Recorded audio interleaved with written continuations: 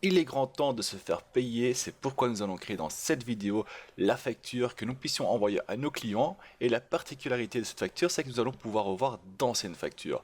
Allez, c'est parti!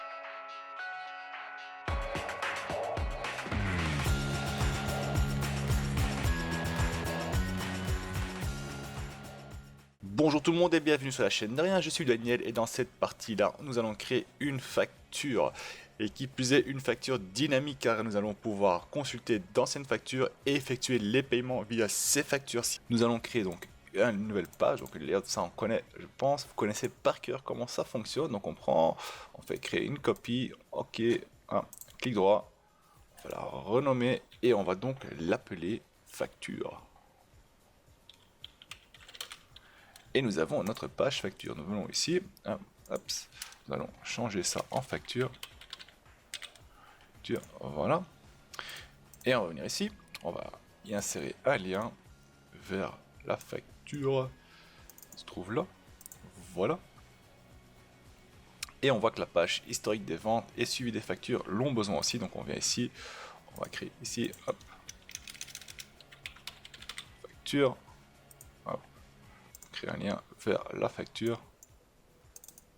Voilà, home, ça c'est rangé. Et suivi des factures doit aussi l'avoir. Donc on vient ici,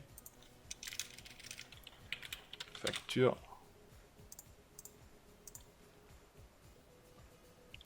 Hop, on crée un lien vers la facture, voilà. Et ici, bah oui, on va ajouter deux autres pages. C'était historique des ventes.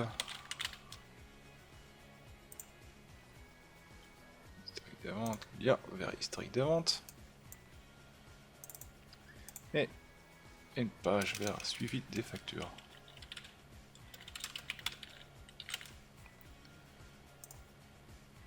On va créer un lien suivi des factures. Voilà, voilà. Et désormais, nous allons créer notre facture de base. Ce qu'on va faire, donc, c'est venir ici, sélectionner le tout, on va dans accueil, et on va tout mettre à 14, c'est plus facile, plus visible. Donc là, on va indiquer le premier, donc tuto de rien. Vous pouvez mettre votre logo, vous mettez ce que vous voulez. Et on va le donner une bonne taille quand même.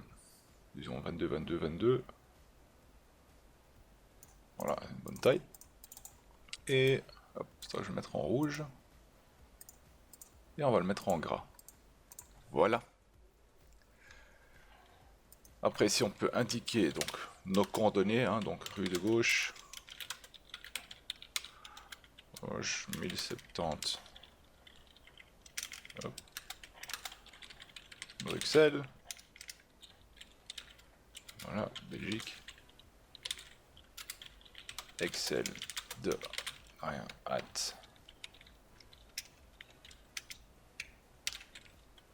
gmail.com. Et numéro de téléphone plus 32. Et oui, c'est le préfixe pour la Belgique. 1, 2, 3, 1, 1, 1, 1. Vous pouvez toujours appeler ce numéro, je serais curieux d'où ce que vous allez tomber. Ça, on va supprimer les liens hypertexte. Hop, on mettra 14 comme les autres. Hop là. Voilà. Alors ici, plus ou moins là, on va indiquer donc le numéro client.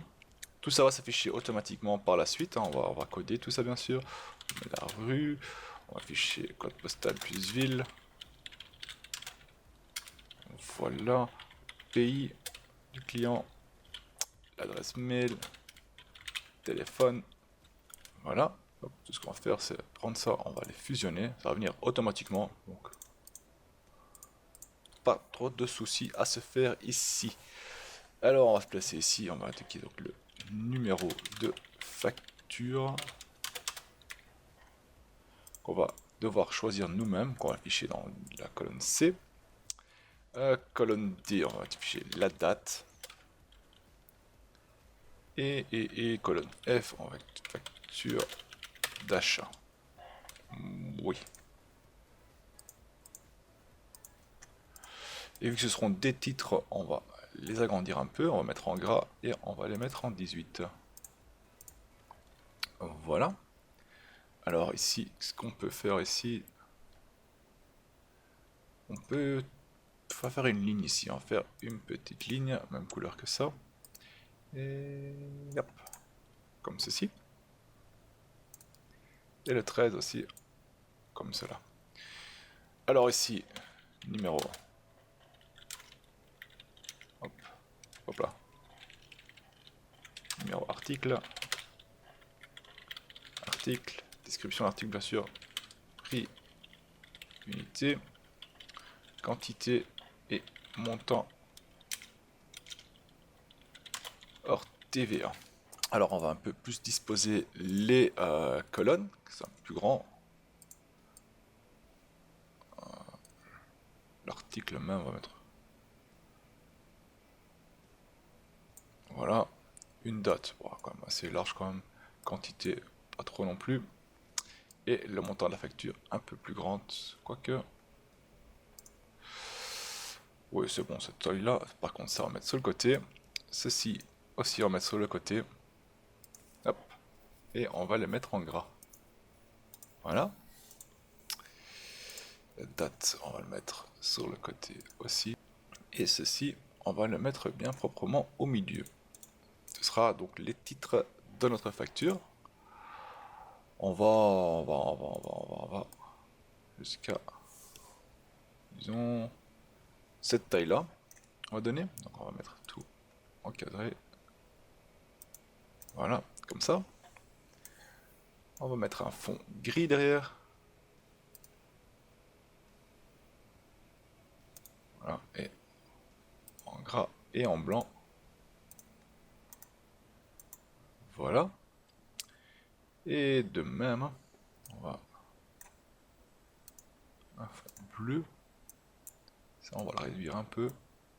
C'est plus pour le design qu'on fait ça, donc. Hop. Une belle facture. Et voilà.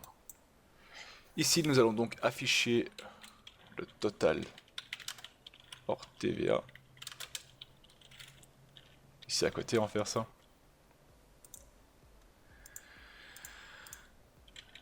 TVA de 21%. Total TVA tout compris. Prix TTC. Et ici, on va mettre s'il y a eu un acompte. Hop. Si oui, de combien est la somme due. Combien doit encore être payé.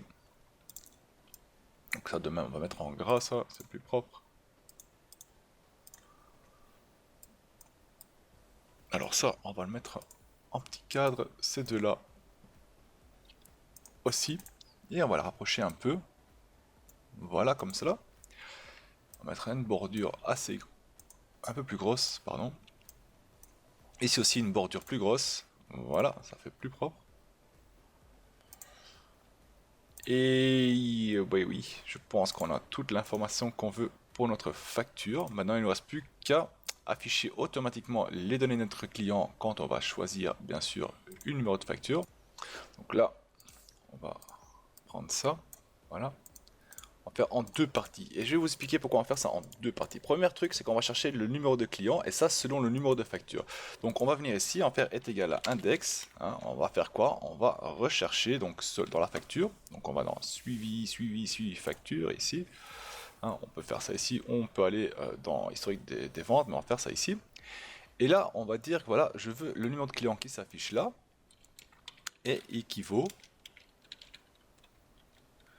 Cela équivaut à la valeur recherchée, donc on retourne dans facture. Le numéro de facture qui se trouve là, point virgule, non, suivi des factures ici. Voilà, et on veut que ce soit exact. Donc là, on a une erreur évidemment, il ne trouve pas, donc si je mets facture 2, il va afficher le client numéro 3. Et là, on va donc faire retourner dans la suivi des factures. Et là, on a mis facture, je crois, 2. Hein, donc facture 2, c'est celui-ci, client numéro 3. Donc on va voir pour facture 6 devrait afficher client numéro 5. On va aller vérifier ça. Facture 6, client numéro 5. Donc ça fonctionne, c'est nickel. Maintenant qu'on a ça, donc ça on va mettre bien sûr sur le côté. Maintenant qu'on a cette information-ci, on va pouvoir remplir donc le nom, la rue, le code postal, tout ça de notre client automatiquement selon le numéro de facture. Donc on va aller chercher le client, on va chercher toutes les informations du client. On va donc rechercher les informations qui se situent ici, donc le nom rue, grâce au nom du client qu'on a ici, grâce au numéro de client qu'on a ici. C'est pourquoi dans notre page client, nous avons créé le texte info. Tout ce qui se trouve là, en fait, on va donc l'afficher ici dedans. Et on va faire ça de suite. On va faire est égal à index, on va rechercher. Qu'est-ce qu'on va rechercher? Dans client, les informations qui se trouvent là, on va rechercher selon, donc équivaut, la valeur qu'on va rechercher, voilà, se trouve ici. Et on doit donc le chercher dans client là. Moins virgule, et on veut que ce soit exact. Et on ferme le tout. Et là, on a donc l'information qui s'affiche là, mais pas vraiment proprement. Vous voyez? Alors ça, on vient ici et on va renvoyer à la ligne automatiquement. Donc dans accueil, renvoyer à la ligne automatiquement, on clique dessus. Et là, tout se met bien proprement comme il le faut. Tout ce qu'il nous reste à faire, c'est hop, tout mettre sur le côté. Et nous avons nos informations de notre client. Donc là aussi, on peut le mettre de côté. Et nous avons les infos du client. Donc on a le client numéro 5, on voit nom client 5, rue du milieu, tout qui s'affiche, c'est parfait. On va essayer avec une autre facture, et voilà, ça change automatiquement. 3, c'est le même, client, hop, client 2, vous voyez, ça se remplit automatiquement. Et c'est ce qu'on recherche. Maintenant, bien sûr, s'il n'y a rien affiché dedans, on a des erreurs partout, et ça on veut éviter, hein. Vous le savez bien, on va faire 6 erreurs. Hop. Voilà. Et ici de même, hein, donc 6 erreurs. On n'affiche plus rien. Voilà, voilà. Donc là, on affiche une facture. Il n'y a pas, il n'existe pas cette facture. Et voilà. Et voilà. Maintenant, pour être sûr qu'on sélectionne une facture existante, donc on va aller dans suivi des factures. On va ici numéro de facture. Et on va la renommer ce champ. On va faire ceci. Et on va venir ici, on va faire nr/fac pour dire numéro de facture. On fait se rentrer et c'est enregistré comme numéro de facture tout cela ici. Donc on vient ici, on se positionne dans le numéro de facture. On fait données, on va faire validation des données, on va créer une liste est égal à nr fac entrée et ainsi nous avons une liste. Si ça, nous ne connaissons pas le numéro de la facture, on peut la rechercher ici dedans, hein, le numéro de facture. C'est les factures qui existent. Et si on tape une facture erronée dedans, on reçoit le message qu'il y a une erreur, donc ça ne marche pas. On va réessayer et on peut réessayer, on fait 2 et là vous voyez ça existe. On peut bien sûr modifier cet message d'erreur. On va ici donc alerte d'erreur, message d'erreur, voilà, stop, on peut dire voilà, avertissement, voilà, titre, et on peut afficher donc ici un facture inexistante, voilà, ok. Maintenant si je mets une fausse entrée dedans, facture inexistante, ok, donc on sait que cette facture n'existe pas. Et par contre on va pas le mettre en information, on va la mettre en stop, ça veut dire qu'on peut pas la mettre dedans. Donc on a un, hop là, on va ici, un, entrée, annulé. Maintenant ce qu'on peut faire aussi, c'est affichage, on peut enlever les quadrillages pour travailler plus facilement. Et maintenant bien sûr on va devoir chercher les informations des factures, donc on va mettre facture 2. Et on va donc afficher toutes les informations de cette facture ici dedans. Et donc là on va utiliser donc numéro d'article, on va faire est égal à index. Qu'est-ce qu'on va rechercher? On va rechercher donc dans suivi des factures, non, dans historique des factures, nous allons rechercher le numéro d'article qui se trouve là. Et celui-là on va chercher donc selon la petite valeur, ouais, si numéro de facture est égal à celui-ci, point virgule, s'il l'a trouvé, donc s'il trouve cette valeur là, on va dire voilà, il faut trouver maintenant la ligne, tableau, elle est où, historique des factures, voilà. de facture, voilà, faire moins la ligne. On va bien ici dans historique, donc moins la ligne qui se trouve ici. On sélectionne uniquement la première colonne, donc on va dire C4. Voilà. On va la verrouiller, pas oublier, c'est important de verrouiller cette colonne là. Voilà. Plus 1. Hop, il met. Et on dit qu'on veut afficher le premier. On commence comme ça. Hein. Après, on va bien modifier tout ça. On fait entrée, on a une erreur de valeur. C'est normal, on fait CTRL majuscule entrée. Et là, on obtient 3. Et là, on obtient 3. Et on va donc aller dans l'historique des ventes, facture 2, on voit que c'est l'article numéro 3. Et le prochain devrait être l'article numéro 3 aussi.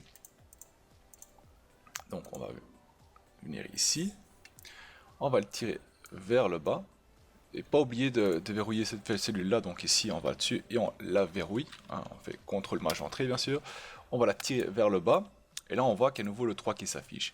Mais est-ce que c'est bien vraiment le 3? On voit que le 3 s'affiche. Maintenant on va changer ça, on va faire 7. Et là, on voit 2 fois 3 dedans, il y a un souci ici. Donc on va aller voir l'historique des trucs. On voit 3 et 3. Et ça, c'est à cause que ici, hein, on a donc affiché le 1. Si on affiche le 2, il va donc dire que c'est l'article numéro 1. Donc moi, je contrôle entrée.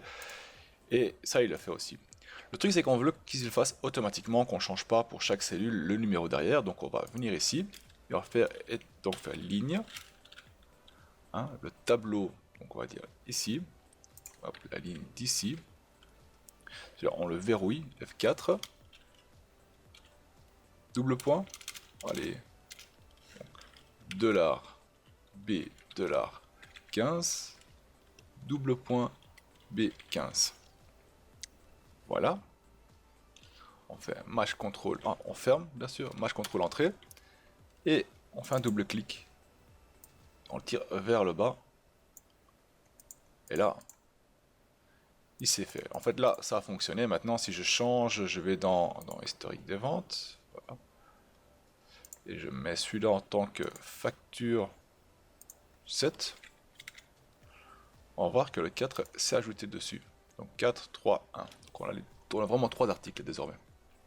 On va remettre ça en arrière. Voilà. Et on a une erreur qui s'affiche. Donc cette erreur-là, on va l'enlever. Donc est égal à 6 erreurs.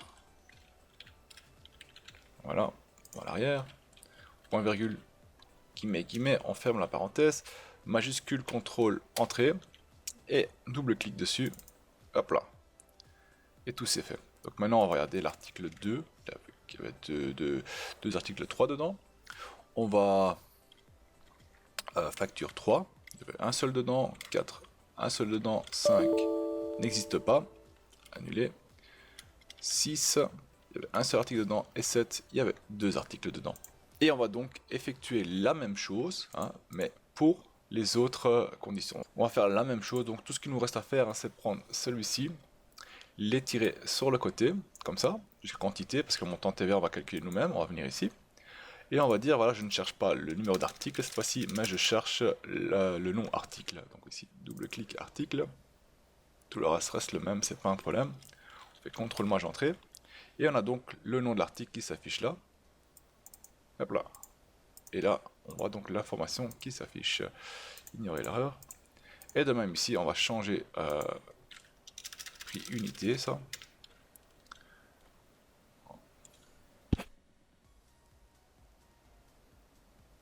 Prix hors TVA, c'est celui-là.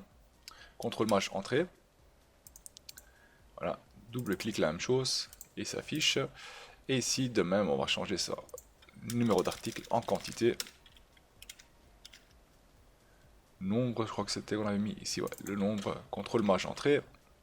Double-clic. Et nous avons donc les nombres qui s'affichent ici. Hein. Donc on avait pris 2 du 3. Donc le numéro d'article 3, on a pris 2. Et le numéro d'article 1, on a pris 1 seul. On va vérifier. Historique. 2 et 1. Donc c'est bien exact ça. Et maintenant, tout ce qu'il nous reste à faire, c'est faire le calcul. Hein, c'est est égal à ça fois ça. Et nous avons donc notre nombre qui s'est affiché. Et bien sûr, si erreur, s'il n'y a rien, on n'affiche rien. Donc si erreur, hop là. Si erreur, voilà, on m'affiche rien du tout. Voilà, c'est un nombre monétaire. Donc, on va donc accueil monétaire, double-clic, ça va le tirer vers le bas complètement. Et nous avons donc tous nos données. Donc je vérifie numéro 2, c'est bien juste, 3, c'est bien juste, 4, c'est bien juste, 6, c'est bien juste, tout fonctionne nickel comme il faut. Et bien sûr la question peut se poser, c'est pourquoi est-ce qu'on fait une recherche, donc on a le numéro d'article, pourquoi est-ce qu'on recherche le prix et le nom de l'article, le prix, la quantité, non, pourquoi est-ce qu'on recherche l'article et le prix dans l'historique des ventes et non pas directement dans l'article même. Parce que le problème c'est que au moment qu'on a fait l'achat, donc on a fait panier validé, on a créé une facture. Et dans cette facture, il faut garder le prix à quel elle a été affichée. Ça se peut que d'ici un an, hein, le PC Gamer 3 ne coûte plus 823,90 euros, mais coûte plus que 500 euros. Et ça sera pour les prochains les prochaines personnes, clients qui veulent acheter votre produit, le paieront au nouveau prix, disons 500 euros. Mais sur la facture numéro 400, il faut qu'elle reste absolument à 823,90, car c'est à ce prix-là que vous l'avez vendu à votre client. Là, je crois quand même que c'est important de garder le prix initial au moment de la vente. Et c'est pour ça qu'on va le rechercher dans l'historique des ventes et non pas dans le prix de l'article. Le prix de l'article sert uniquement à afficher le prix au moment même où vous allez le vendre. Et l'historique, bien évidemment, c'est de garder en mémoire à quel prix vous l'avez vendu au client. Donc cela fait, on va terminer ici la facture, on va ajouter donc le prix hors TVA et le tout. Donc là, c'est assez simple, on vient ici, on fait est égal à la somme de tout ce qui se trouve ici. Voilà, entrée, on a notre somme qui s'affiche là. Bien sûr, s'il n'y a rien dedans, on va faire 6 erreurs. Hop, rien du tout. Voilà, il nous manque la remise. Donc ici, on va afficher une formule qui va dire combien de remises est-ce qu'on a reçu. Si on a reçu une remise, il va l'afficher. Si on a rien reçu, il va dire, voilà, vous avez reçu une remise de 0. Donc là, on va dire, on va avant tout rechercher le nombre de remises que cette personne a eu pendant cette facture-ci. Donc combien le client a reçu de remises sur cette facture-ci. Donc est égal à index. Donc voilà, on va chercher quoi? On va rechercher dans l'historique des trucs, on va rechercher la remise reçue qui se trouve là. Et en fait équivaut en facture ça. Hop, on va chercher ça dans l'historique de vente ici, dans le numéro de facture ici. Et on veut que ça soit 0. Et on va l'afficher. Il a reçu en pourcentage, bien sûr. Il a donc reçu 10% de remise. On va afficher ici en texte remise 10%. Hein. C'est vraiment pas mal. Donc on va venir ici. Et on va faire donc, entre guillemets, on va faire remise, espace, hop, guillemets, espace, concaténé. On va faire texte. Hop là, texte, j'ai dit. Voilà, texte. Le texte affiché, ce sera donc l'information qu'on aura donc trouvée grâce à la fonction recherche. Une fois que nous avons retrouvé cette information, hein, on va donc afficher qu'on veut, dans quel format est-ce qu'on veut afficher le texte. On va l'afficher donc en format pourcentage. Donc on fait guillemets 0%, guillemets, et on peut le refermer. Et là, donc, on va avoir l'information en pourcentage. Donc on fait entrée, et là on voit donc remise 10%. Maintenant qu'on sait combien est la remise, on va devoir calculer la remise bien sûr. Là c'est assez simple, qu'est-ce qu'on peut faire? On peut aller rechercher donc la remise, non pas dans l'historique même, hein, donc on va pas chercher ça ici, on va rechercher la remise totale qui se trouve ici dans le suivi des factures. Donc on a la remise qui s'affiche là en fait, hein, de combien de remises on a ici, sont affichées ici. Hein. Voilà ce qu'on recherche, cette remise qui se trouve là. Donc on va ici et on va faire est égal à index. Qu'est-ce qu'on va rechercher? On va rechercher donc dans suivi des factures les remises qui se trouvent là. Jusqu'en bas peut-être pas mal. Là, voilà. Point virgule équivaut. Ça équivaut à quoi? Au numéro de facture. Voilà. On va rechercher dans suivi des factures là. Et on veut qu'elle soit exacte. Et là, donc, nous avons notre remise pour cette facture est de 217,51 €. Et on va vérifier si c'est juste. Donc, la facture 7, suivi des factures, elle est là, 217,51 €. Donc, c'est exact, c'est bien ça. Et bien sûr, s'il y a une erreur, on va masquer ça. Donc si erreur, hop là, index bien sûr. Hop. Point virgule, guillemets, guillemets, on ferme la parenthèse et on l'a. Donc s'il n'y a pas de facture dedans, on l'efface. Vous voyez, il n'y a pas d'erreur non plus qui s'affiche à part là. Et là, on va donc faire est égal à 6 erreurs. 6 erreurs, hop. Et voilà. Elle ne s'affiche plus du tout. Donc on reprend la facture 7. Voilà, voilà. TVA de 21%, donc là on va calculer les deux, donc on va enlever la remise du total hors TVA, et là on va calculer le nombre de TVA qu'on a payé, donc est égal à, donc on fait est égal, hop là, ouais, est égal à, parenthèse, ça, moins ça, on ferme ça, fois 0,21, et on obtient donc notre TVA qui est de 411,09 €, ou même 411, voilà, en monétaire, voilà. Et maintenant il ne reste plus qu'à calculer la TVA dessus, donc la TVA tout compris. Donc on fait est égal à, on fait ça, moins ça, on ferme, plus cette somme là.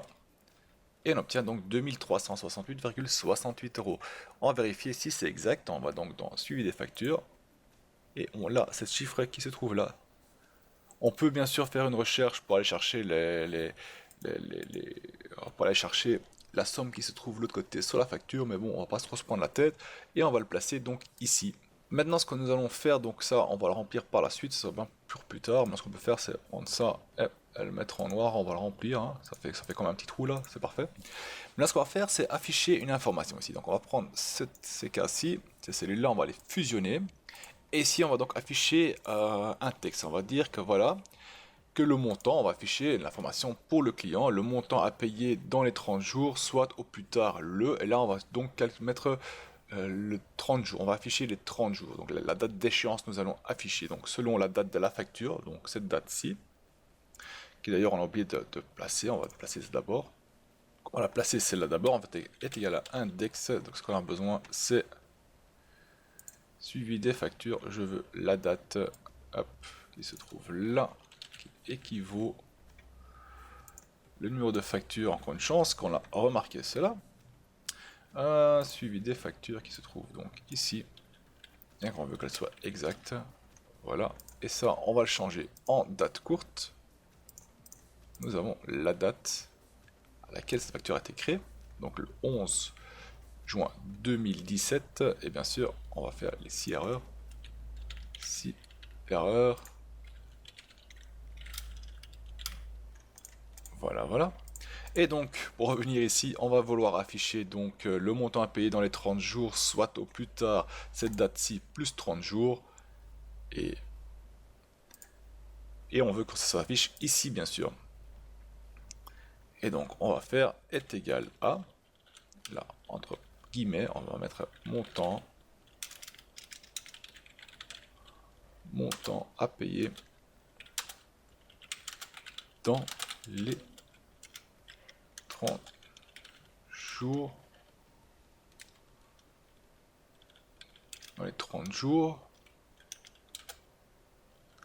voilà, on va fermer ça, guillemets, et concaténer, on va mettre un texte dedans, le texte, bah, c'est quoi? Ça sera donc la date de ça, plus 30, voilà, point virgule, et quel format qu'on va lui donner? Eh ben on va lui donner le format JJ de jour, mois et année. Voilà. Ouais, j'ai fait une boulette quelque part. Hop là, j'ai oublié de mettre les guillemets, pas oublier. Voilà, entrée. Et là, nous l'avons. Donc montant à payer dans les 30 jours, nous les avons. Donc ça, on peut les coller sur le côté directement. Somme due, 1. Et la somme due, bien sûr, c'est est égal à ça, moins ça. Voilà. S'il y a une acompte, bah, ça sera la somme due, bien sûr. On va enlever les factures et on va voir s'il y a des erreurs. Vous voyez, il y a des erreurs. Il y a des erreurs qui s'affichent. On va les enlever, les erreurs. Donc 6 erreurs. Hop. ne m'affiche plus rien.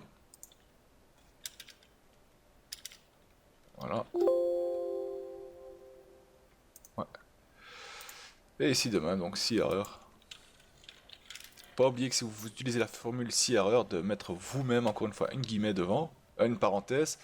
Si vous avez des formules déjà qu'une parenthèse devant, sinon il va le prendre pour le 6 erreurs et ce n'est pas le cas. Ce n'est pas ce qu'on recherche. Et ici de même, donc 6 erreurs. Hop. Et voilà, nous avons nos informations. Ah, sauf qu'ici, aussi encore un 6 erreurs est égal à 6 erreurs. Voilà. Point virgule. Voilà, voilà. Je vois pas d'autres erreurs sur la page, donc ça m'a l'air tout bon. Par contre, page 4, on n'aura pas besoin, sûrement pas, donc on peut l'effacer. Et là, pas oublier, on sauvegarde le tout. Hein. À chaque fois que vous avez terminé un chapitre, n'oubliez pas de le sauvegarder, c'est important. Et nous avons le tout, donc chapitre 7, voilà. Ça, on peut peut-être mettre un peu plus au milieu. Voilà. Hop, hop. Prix unité, bah, c'est des prix donc monétaires. Quantité, tout ça, c'est nickel ça. Et je pense que nous avons le tout, nous avons notre facture. Voilà, voilà. Si vous avez des questions ou des remarques, comme toujours, n'hésitez pas à les poster en bas dans les commentaires. Dans une prochaine vidéo, nous allons donc créer une page de paiement. Donc nous allons ajouter ici dans notre facture le paiement. Donc ainsi, nous pouvons effectuer les paiements des factures, des sommes reçues du client. Et bien, je vous vois sur la prochaine vidéo. Salut tout le monde.